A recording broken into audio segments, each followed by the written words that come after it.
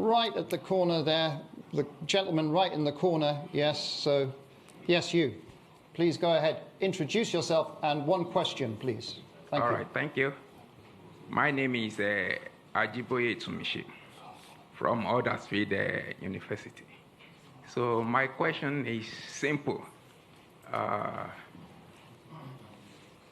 The activities of the IPOB in Nigeria is on alarming rate every day. And with all the policy, beautiful ideas that you've listed down, sir, without tackling security head on, they are impossible. So one of the allegations given to you is that you've not condemned the activities of the IPOB. So, and tackling of security. Can you sum up, please? Let me land. Tackling of security. Ladies and gentlemen, let's. Sorry, I'm a student. We are to line. Tackling of security. How will you tackle it, sir? Are you introducing? Yes. Please. Are you introducing state police, or are you strengthening the federal government security apparatus? Thank you. Thank you very much. I have another question that has come in, which I want to ask from our virtual audience, and it's from Vivian Achekwezu, who's asking the following. Vivian is asking, for many years, Nigeria has underinvested in healthcare. What are your plans for achieving universal health coverage, where access to healthcare is a right rather than a privilege, as well as ensuring sustained funding for epidemic preparedness and response? We did have a similar question for Mr. Tinubu in the last session that we did. So there are 3 questions there for you, Peter, and then I'll come through the audience here. Please just be patient. First question is, how do you deal with the legislators, considering that Labour Party is probably not in control of the legislative arm of the government? Quite frankly, I have been through this as the governor. When I was elected and sworn in as the governor, I have 30 House members, not from my party. In fact, nobody from my party was involved. As long as you are pursuing what is right, everybody will go with you, because the legislator is insecure in his place. He knows that his people are without job, and that's what he wants. He wants development. What else is he elected to do? It becomes a problem when you are pursuing transactional policies, which will benefit you, or you're engaging in nepotism where you have to. But if you address it by strictly following the Constitution, which spells out that the system is characterized by simply that we have diversity and all is included, and you did the right things, you don't need to worry about that. On the issue of IPOB, maybe you're not following me. Even yesterday, I spoke about Biafra being ended 53 years ago. It's all over the place in the space. I condemn all agitators, but in condemning them, you have to look at what brought about these agitations all over the place. It's not only IPOB. We have Yoruba Nation movement. We have all sorts. When you have created this level of massive poverty, where 63% of your population is poor, you're going to create all sorts of problems. I was speaking to a British minister this morning. I said we have about 40% unemployment. And we have about 60% youth unemployment, young people in their productive age doing nothing. If you have 15% unemployment in Britain today, you're going to have massive, remember, agitation. Nobody will be able to leave his house. So what you're seeing is a cumulative effect of leadership failure over the years, which will be solved by good governance. When people start seeing justice, fairness, an inclusive government and doing the right thing, all those things will start reversing itself. And that is what me and that is offering. I will talk and discuss with all agitators. There's nothing wrong in that. People agitate even in my house, and I talk with them.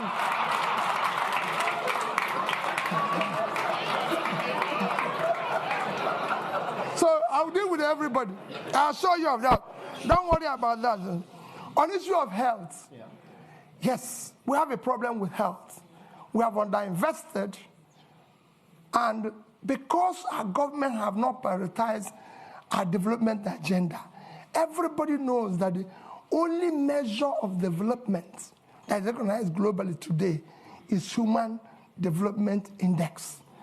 And this is hanged on 3 items: life expectancy, which is health.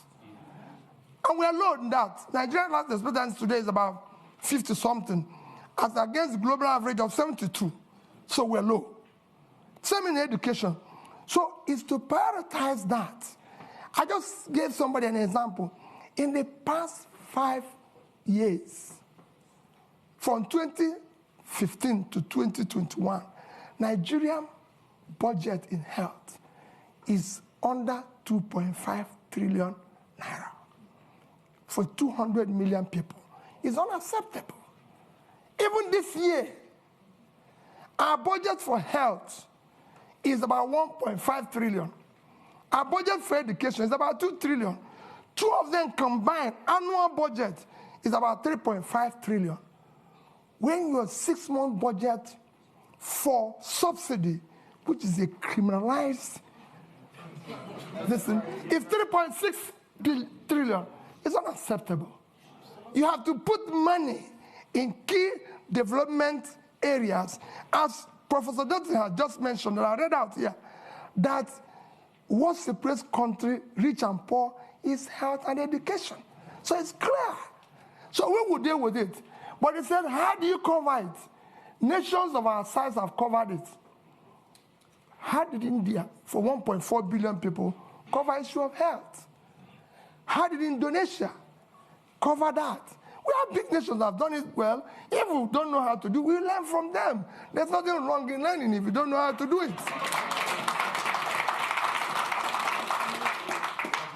I'm going to take more questions. Now, there is someone who has such a strong arm. Their arm has been up for 15 minutes.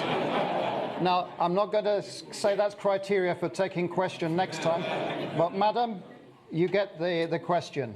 You have the strongest arm in the audience. Please introduce yourself. One question. Thank you so much.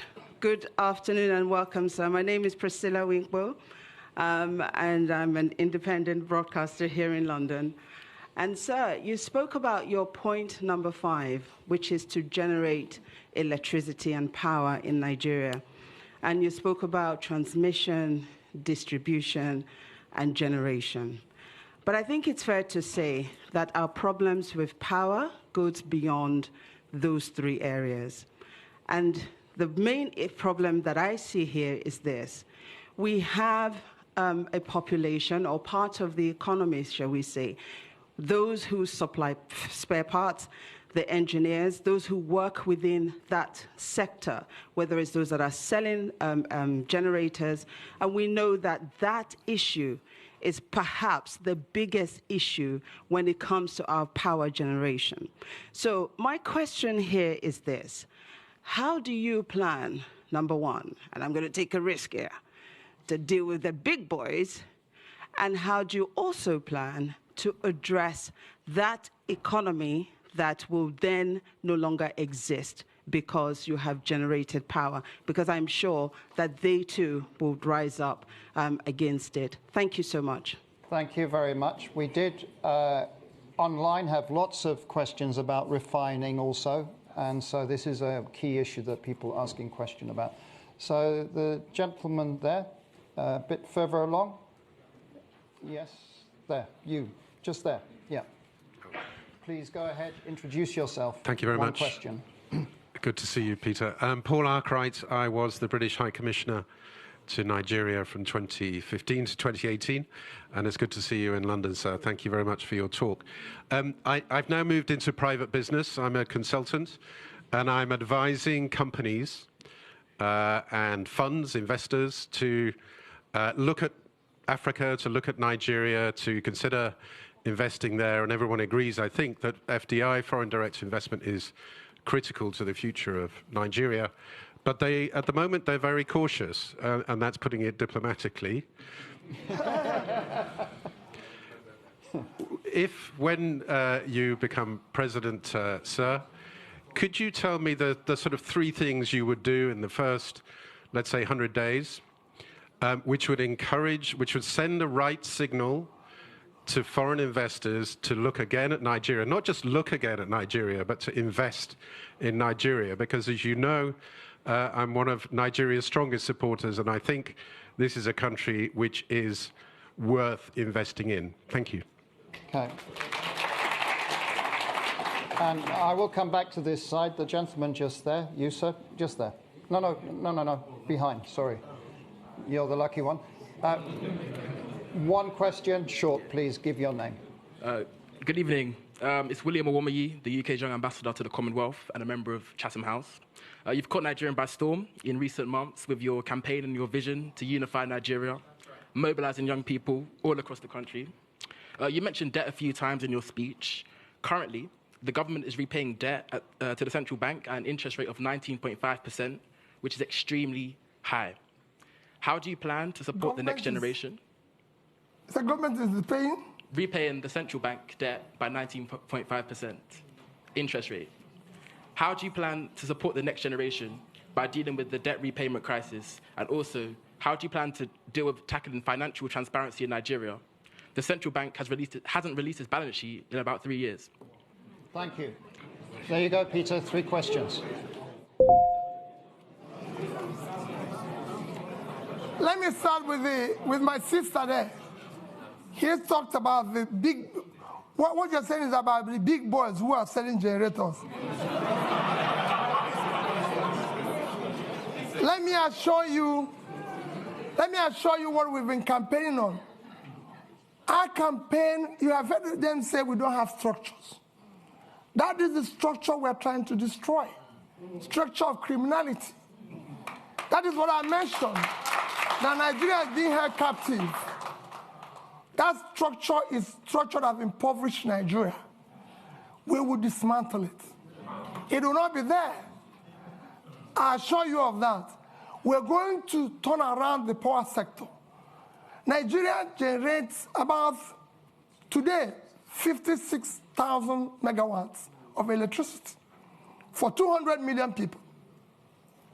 And South Africa, the second biggest in terms of economy in the continent, 5 to 6,000. 5 to 6,000, that's 5 to 6,000, sorry.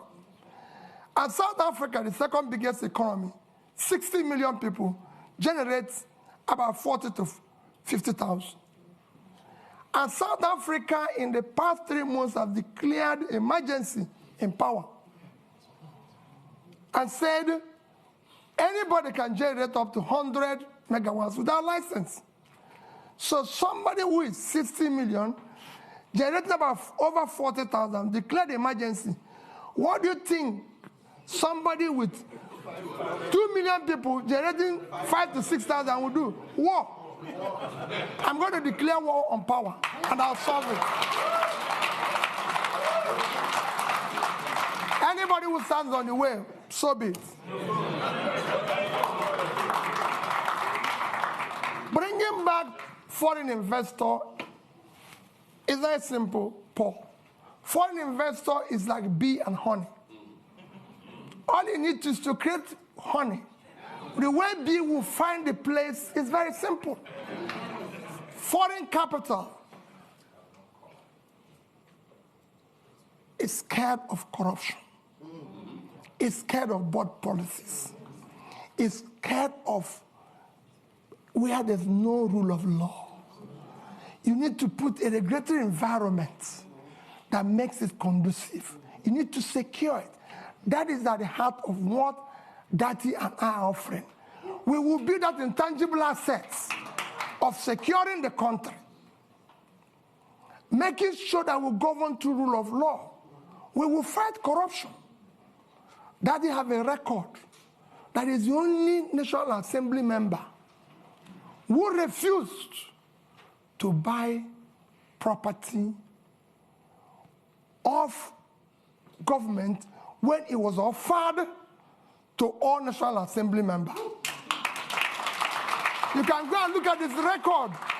If you have seen anywhere he has compromised or put himself in a transactional position.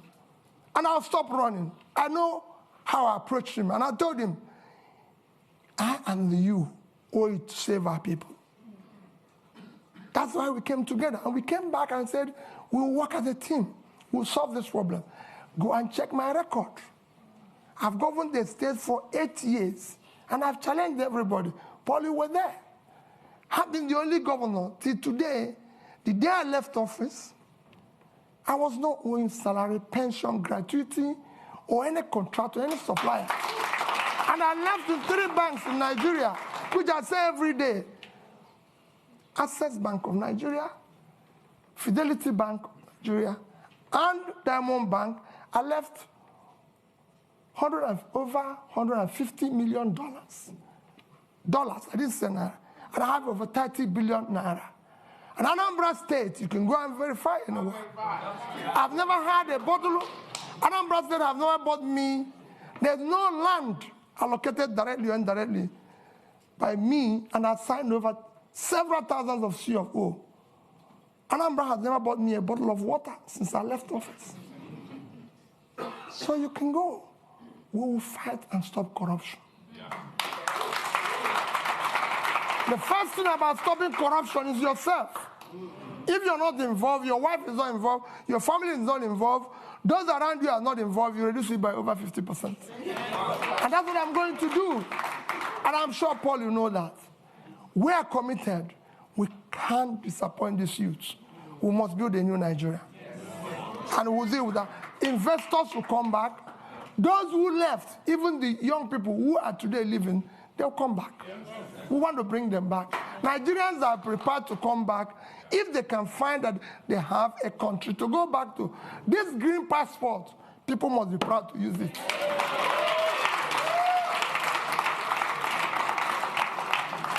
On issue of capital, where do you find money? My young brother, there's nothing wrong in borrowing. Borrowing is a legitimate way of every government I've studied in the world borrow. Even Britain, as we speak, owns over 70% of their GDP. Every government I know lives on borrowing. Even Norway, with 1.4 trillion sovereign wealth, is owing. The economies of the world, the 3rd biggest nation in the world is America.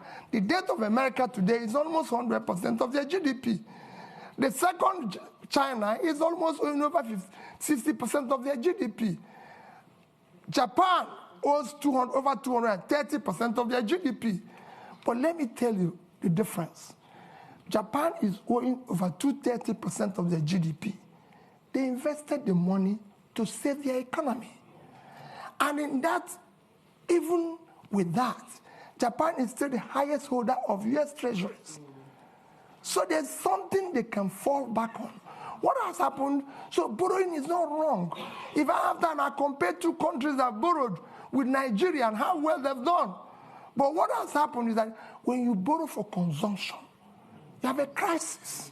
Nigeria borrowed for consumption. Nigeria in 2015 had a GDP per capita of $2,550. And they were owing about 15 trillion naira. Today, with central bank ways and means, we're owing over 75. So we have grown that debt by about 400%. But our per capita is 2,000. That means that the money we borrowed was thrown away. So that is what I'm going to reverse. We will restructure the debt as it is today. We will restructure it and put it a long time to be able to pay it. I'm a finance person. That is one. And then we will not say, like I said here, no more borrowing for consumption. We will see borrow, people will see it, it will be transparent, it will be for investment. And that's what we intend to do. Countries have been in this situation before. We're not in a situation where other countries haven't passed before. It's a question of showing leadership, and we will be able to solve it. Thank you.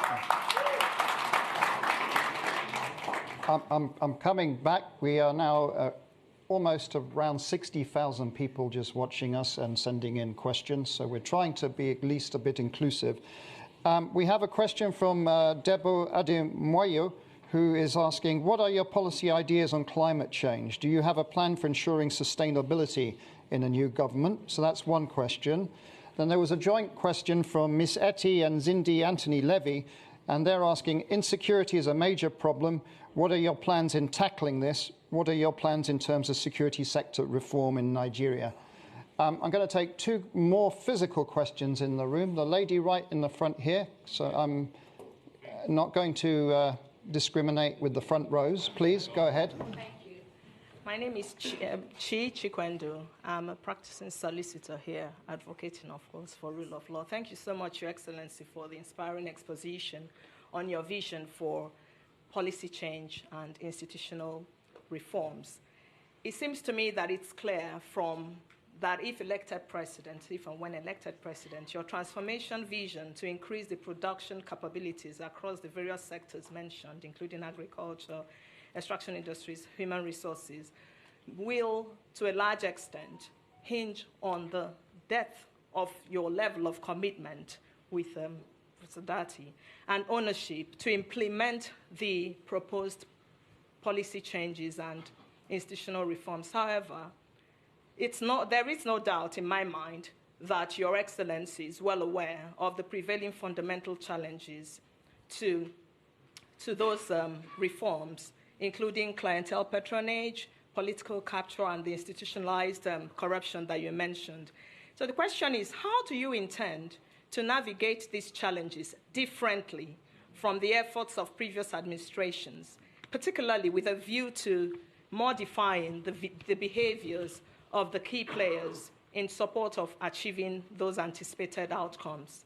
And I was very warmed when you mentioned you're broadening the scope of youth inclusion and women based on gender issues. So further, how do you intend to quell the current ethnic tensions ravaging our communities and consequently stagnating economic growth and development, and to implement a pragmatic mechanism for dealing with those societal concerns for equal... Okay, please.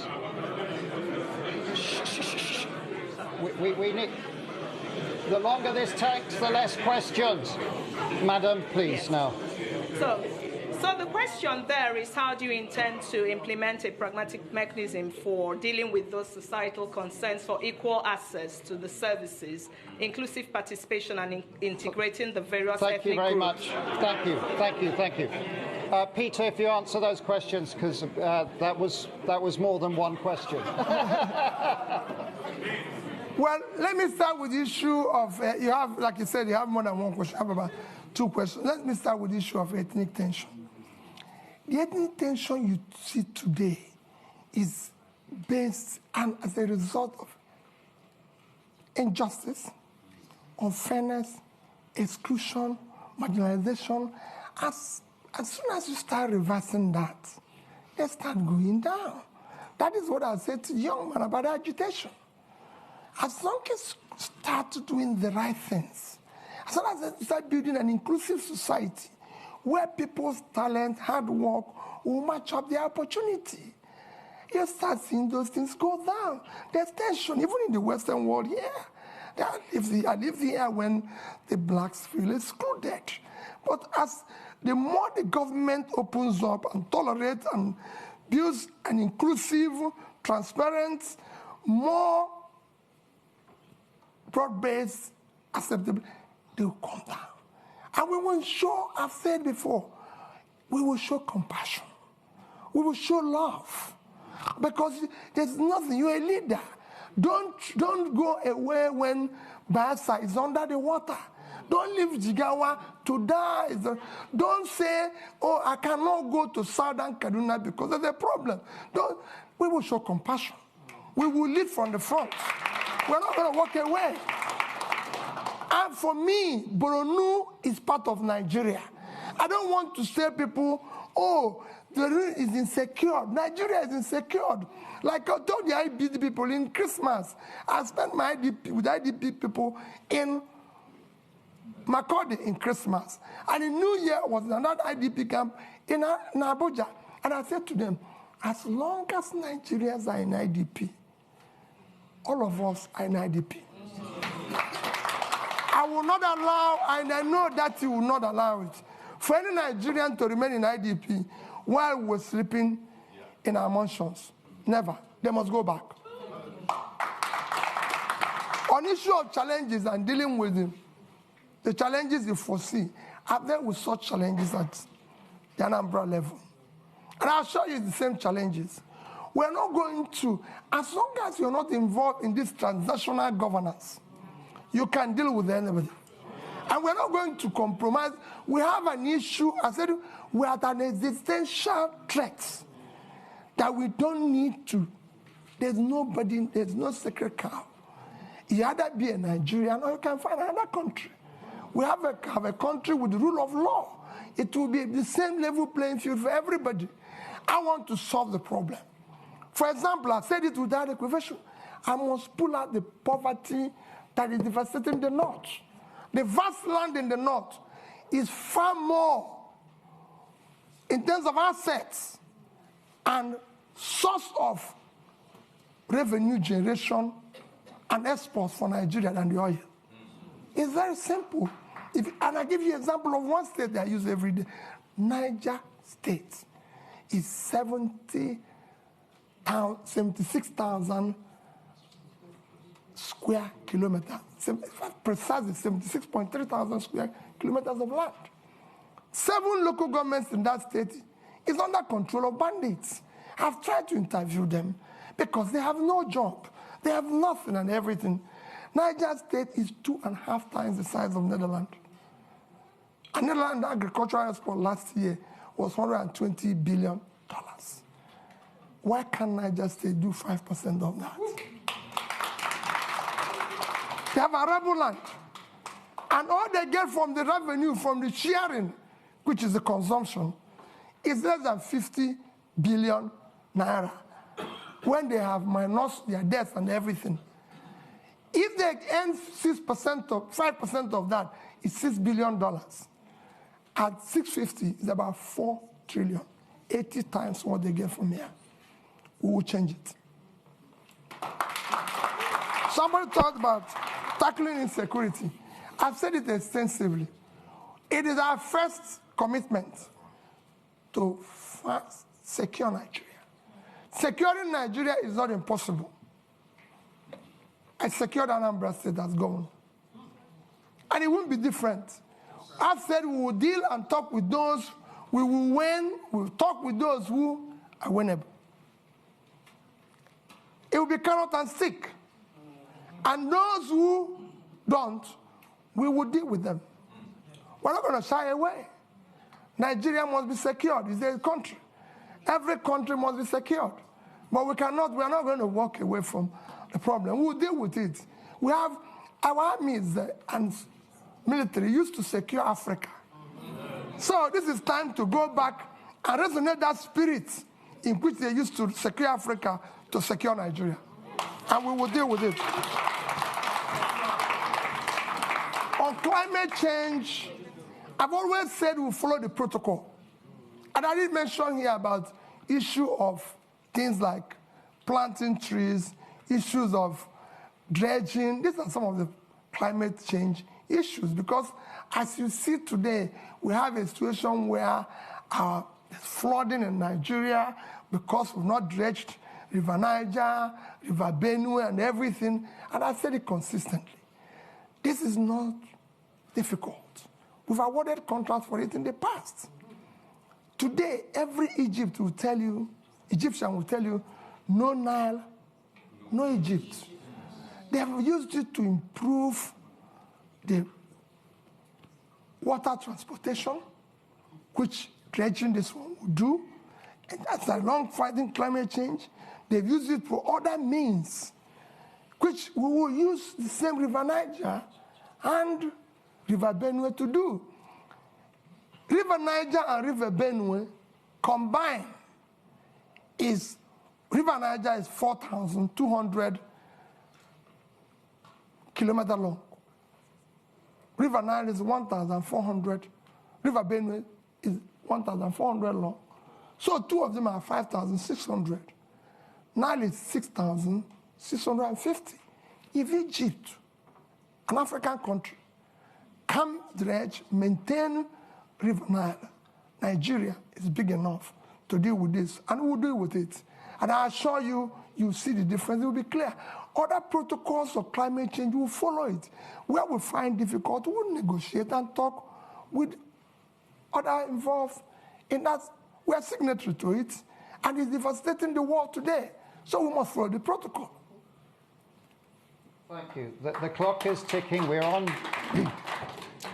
borrowed time now, but we are going over, as I said. There's right at the front here, there's a gentleman there. I'm going to take 3 questions, and then I think the clock is going to have had its say. Short and sharp, please. I'll go ahead. Keep it short. Hi, good afternoon. My name's Alexis Akwajiram. I'm the managing editor of Semaphore Africa. My question is, if you become the next president, would you seek to keep the current central bank governor or replace him? And please explain your answer. So, the gentleman in the middle there. Yeah. Please. Go ahead. Good afternoon, and thank you for your remarks. My name is Chibuikem Ugongadi.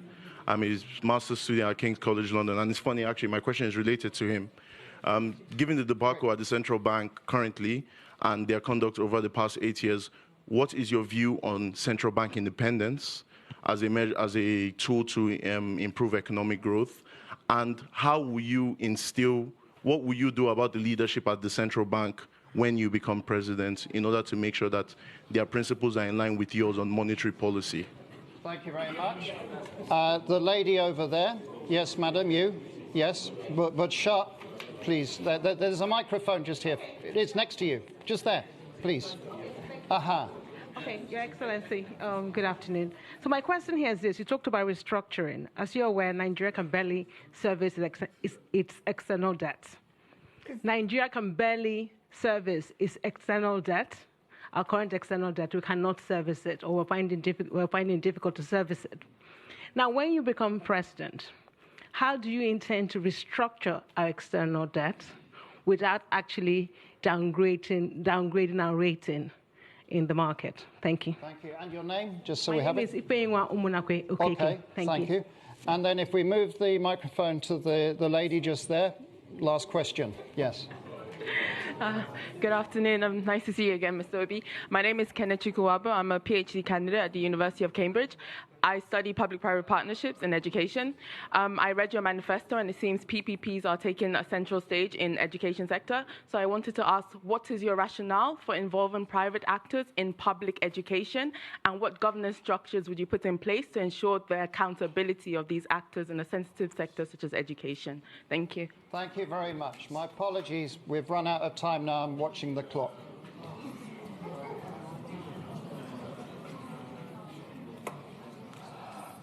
Okay. Alex, I hope you will allow me. There's somebody here that is so keen. When I was coming in, he had a question that is so interested, and is like, so I told him, if I have opportunity, I will request and answer it publicly. Okay. Let me again go. People are talking about the central bank governor. The problem, first, let me assure you, central bank will maintain its independence. It will be respected. And again, it is not the problem of the person there. Central bank have a role of monetary policy, if I'm right. Then you have this physical space. It's like a street football. When the person who is supposed to be in the physical space is no longer, it's like you go to a football match and somebody who is supposed to play in a particular wing is no longer there. You find people playing various wings. The weakness of the physical space allows the monetary space to take over, and in supporting, because there's a weak governance structure, that is where we're able to do what we're doing. What is happening today is happening. So if you're replacing Godwin and putting somebody with that level of physical rascality, which is what is fueling our inflation and even our rate of exchange today, these are some of the things you need to cut. As long as the government continues on that fiscal rascality, that situation will occur. That's what you need to fix. I won't say what will happen. His term is actually coming to an end. So it won't be too long. So that's that. I assure you that we'll deal with that. You asked about PPP in education. I said you're in Cambridge. Is Cambridge run by British government? No, I just want to know, because I don't know. When we're talking about PPP in education, we're talking about tertiary education. We're not talking about basic education. We will ensure that basic education is free, and we will drive it aggressive, because we have 20 million out-of-school children in the north, which I've said we will deal with decisively, because those children mostly have learned Quran, which means they're intelligent. We'll meet them at the point of learning Quran and teach them skill. But the tertiary education, we must find a way to fund it in a collaborative way, public partnership, in order to be able to ensure that 4 years will be 4 years, not what is happening today. That's what we mean by that. And it will be, you'll see, it's a win-win situation. That's it. No, not the basic. It won't be the basic. Then, issue of barely servicing our debts. We're not, I've said it before, we're not the only country that have gone through this. Once we move from consumption to production, what we're going to do first is that what you see today, we're inability to service our debts, is because of fiscal rascality. You're paying unsustainable subsidy, which will be stopped from day one, because it's a criminal thing. You're no longer generating money because they're stealing with oil. And the only people who can steal oil are people in government, because ordinary people cannot steal oil. You can't put it in your pocket. It's something that you come with sheep. So all those, and you stop corruption, the waste, everything. And you go to seek to ensure that the revenues of government are properly collected. These are things, when you have tightened all the leakages and wastes, you'll be able to increase your position, and you negotiate and be able to service the. Look at it, just to give you an example. Nigeria is today the only OPEC nation, apart from Venezuela, because of sanction, that is not meeting up its quota. Because over the years of oil theft, the multinationals and everything have not been investing, coupled with the theft and everything. You're not realizing what you're supposed to. Every other nation that is in the same condition was able to bring down their rates and inflation within this period of Ukraine war. I'm not saying it's good to wait for war to be able to get more revenue, but people are taking advantage of it, because it's there. And you can't run away from it. But we couldn't take that advantage.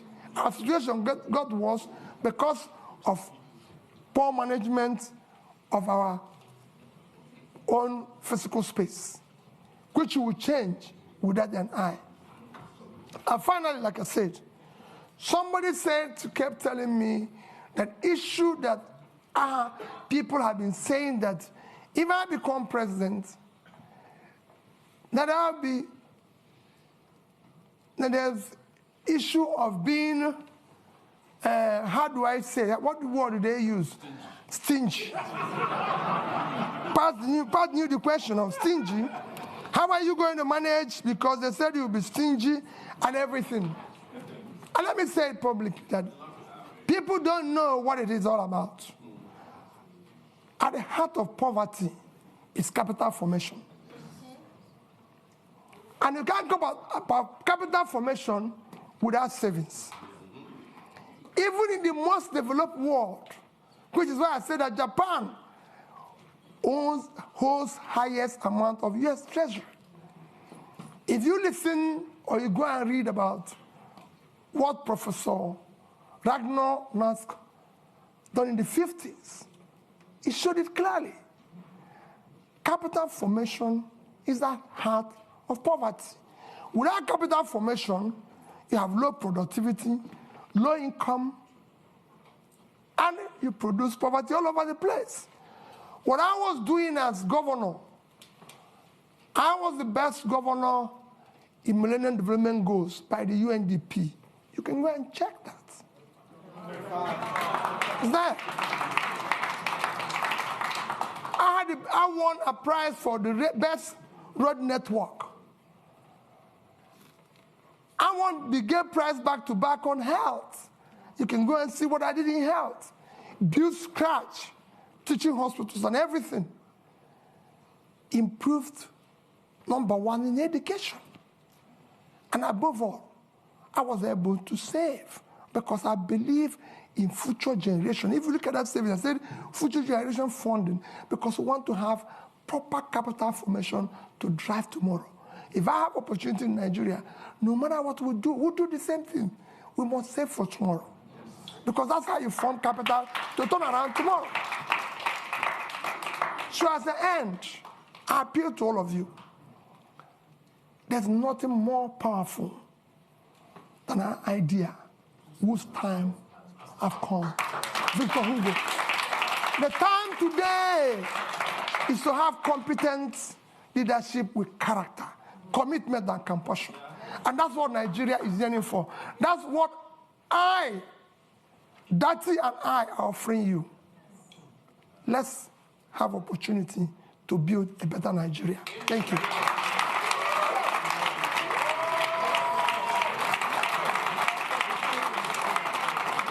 Thank you.